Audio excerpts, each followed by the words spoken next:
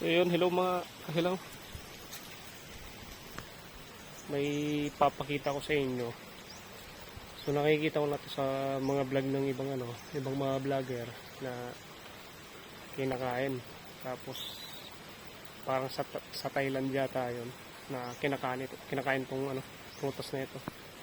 So dito sa Pilipinas, ewan ko lang kung ito'y kinakain kasi noon pa man ang alam namin nakakahilo o nakakaano ito. Ayan o. Kaso nga lang, wala siyang hinog. So, sa ibang sa ibang lugar na ito sa Pilipinas, kinakain kaya ito. Hindi pa natin kasi ito na Pero sa ibang vlogger, mga ibang lahi, kinakain nila. Meron pa rito na malalaki. Tawag kasi nito sa Aklan, katilog. Ginagawa namin trumpo to dati. Yan. So, paki-comment nga guys kung sino nang nakasubok na kumain nito. At kung sadyang nakakahilo nga ba talaga to.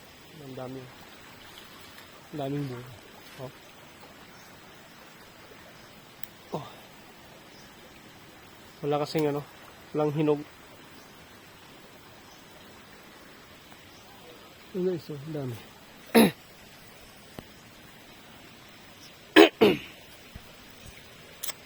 Oh. Dami. Ang daming bunga. Oh. So, subukan natin buksan yung isa guys.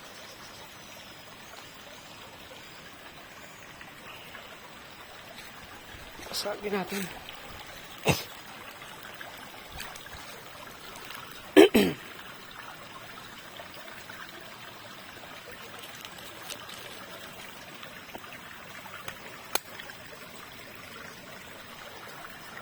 Yan guys, ito yung laman niya.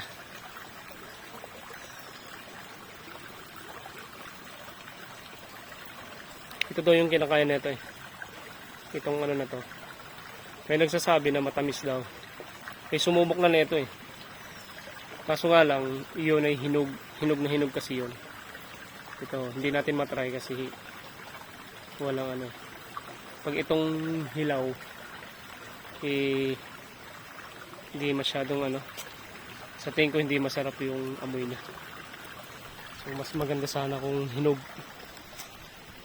So comment nga kayo mga kahilaw kung anong klaseng prutas sa inyo at kung kinakain ba to sa inyo. Yun lang. Thank you.